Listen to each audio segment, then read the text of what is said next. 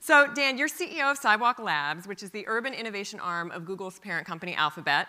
Last year, you announced a partnership with the City of Toronto and an organization called Toronto Waterfront to redevelop an area on the eastern waterfront. Can you tell us a little bit about this project, how it came to be, and why Toronto? Sure. So the big idea here is that we believe we're at a unique moment in time when there are a set of technologies that are converging that have the potential to fundamentally address some of the big urban problems that every city in one way or another is struggling with. So the combination of great urban design with cutting-edge innovation, we think can produce meaningful quality of life gains. And so we've been studying this for about 2 years. Sidewalk Labs is a subsidiary of Alphabet, so we like to say we're a sister company of Google. And we studied it, we did feasibility studies, we brought people together, convinced ourselves that this model could work, and then participated actually in an RFP, request for proposals, from a government entity here called Waterfront Toronto, which itself is basically represents the 3 levels of government to find a innovation and development partner. 3 levels being city, province, and federal government. Mm-hmm.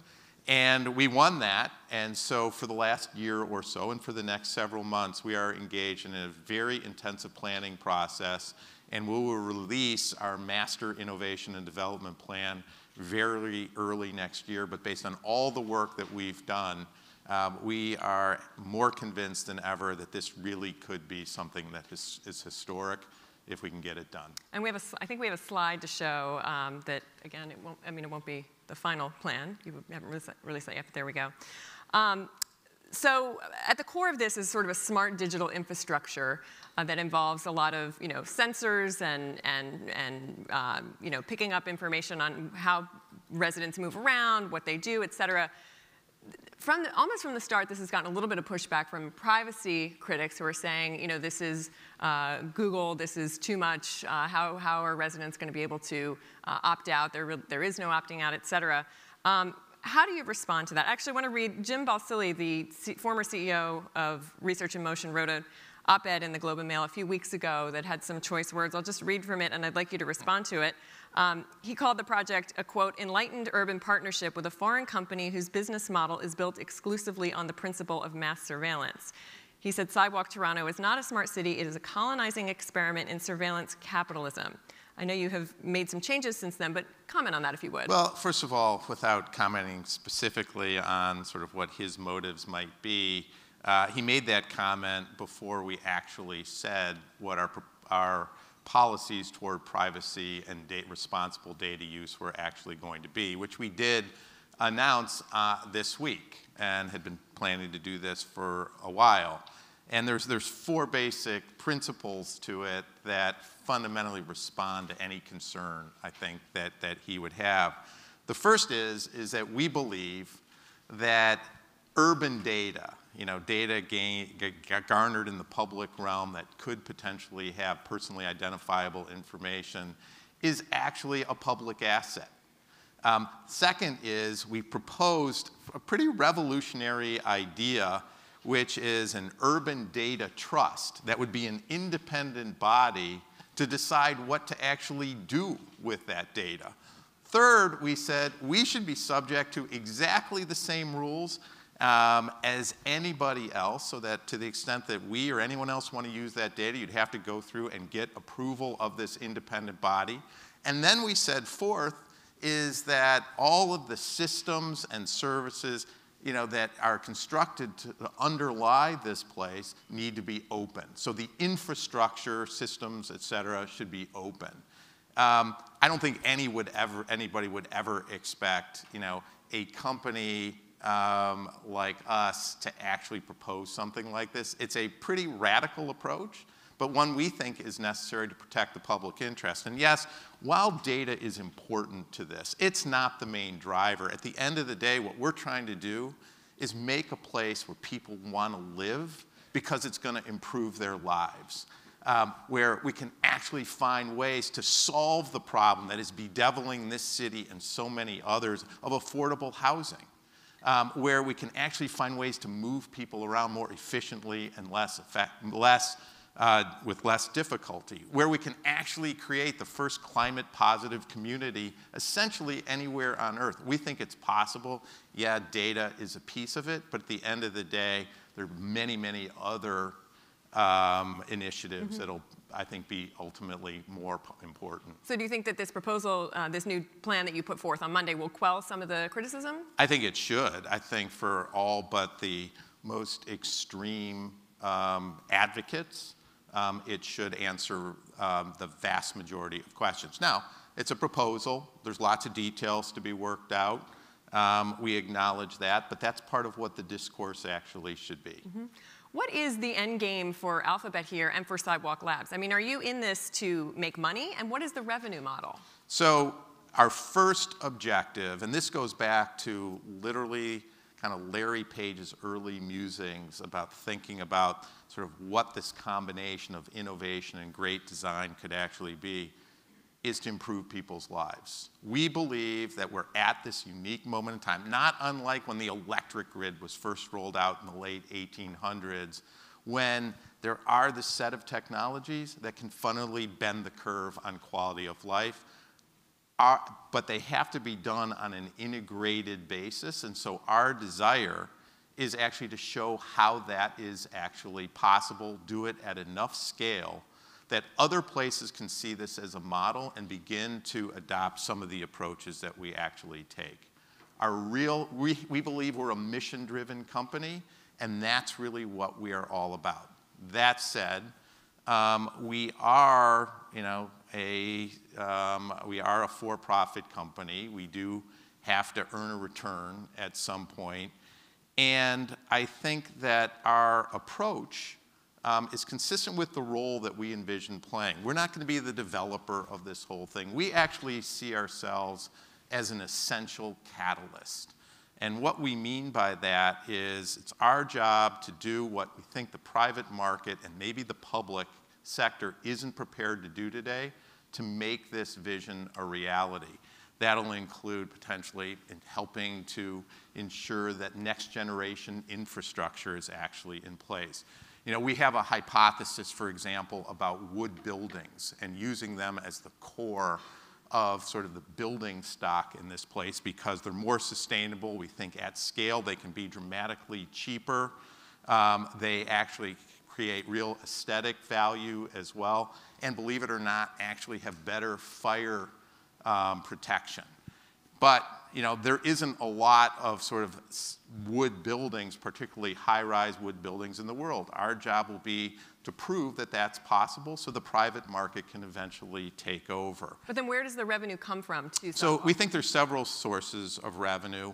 One is from that financing of infrastructure. A second one will be from some limited real estate development that largely is done to prove that the model actually can work. The third is capturing some of the incremental value that gets produced, particularly from the land, as it gets more valuable, as that catalyst role actually has its impact. And fourth is there'll be a small subset of services and products that we provide to this place. By the way, anyone else will be able to provide them as well, where we think there is not a market today for them, but we think if we actually can prove them here, there will be globally. So those are basically the four kind of sources of revenue. I said our primary objective is to do something great, but we also do have, at least to earn some kind of return here. Does anyone have a question for Dan? We're almost out of time, but I think we have time for one question if anyone has. If not, I have some. Yes, Josipa.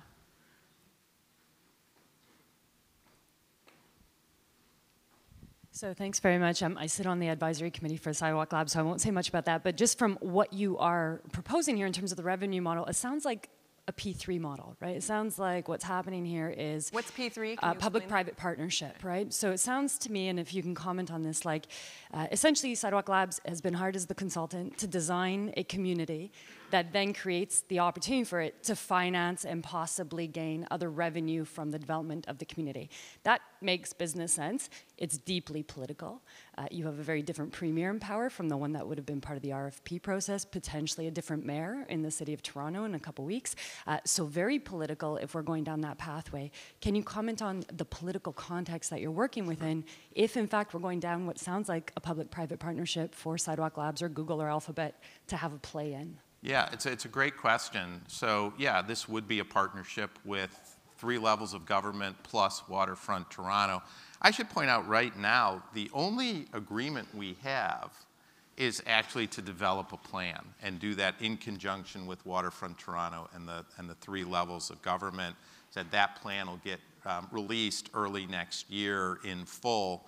And then anything that we propose is going to have to go through the full gauntlet of governmental approvals. The Waterfront Toronto Board, the City Council, the legislature at the provincial level, and in Ottawa. So, at the end of the day, this will be a public-private partnership. Yes, that will be political. We've seen that already a little bit. But at the end of the day, subject to sort of the full array of democratic processes that is exactly what should happen here. We're trying to do something that no one has ever done before. It's really hard. It does require, I think, a catalyst to make that happen.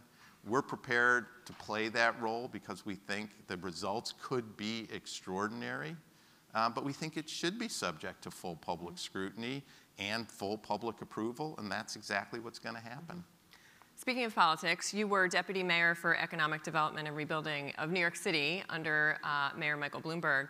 What about that administration? Mayor Bloomberg was famously data-driven, not smart data, but the old-fashioned data. What about that approach have you brought to this project? Well, I think there's a lot of things that we're certainly bringing from that. So I was responsible for everything physical and financial for the first 6 years of the Bloomberg administration. So, among kind of the projects that I spearheaded were the rebuilding of the World Trade Center site, the development of the High Line and Hudson Yards. And I think to everything that we did, rather than say a data-driven approach, we brought an approach that said, let's do a really careful evaluation of the risks inherent in it, the investments required, and what we expect to get out of it. And bringing that calculation of investment and return, risk and reward, and providing a really disciplined approach to that is something that I do think characterized what we did there. It's what enabled us to overcome a lot of objections to everything that we proposed. And I think that notion of transparency and that notion of reaching out to people and communicating effectively is really, at the end of the day, the only antidote to overcome what is natural in all of these processes, which is cynicism and doubt and concern, all of which are to be expected. But it's only through that sort of kind of clarity and transparency and communication do you overcome them. And is the plan here for Sidewalk and for Alphabet, is the hope that you'll scale this and go to other cities eventually? Our focus is here now. We have a lot to do still. Look, this will be a project that takes place over 15 to 20 years, best case probably. So we have a lot to do. We're rushing right now to put together the actual master innovation and development plan, and it will be an extraordinary document. It'll cover sort of detailed land use, very specific approaches to innovation, a highly, highly specific financial model that can serve as the basis for what we hope would be a great partnership with government. And so, we're rushing to put that together. Hopefully we could gain approval of that for next year and then start maybe the following year. That's our focus for right now. Well, we're out of time, so we'll just wish you luck with it. And thank you for being here with us today, Dan. Thank you very much. Thank you.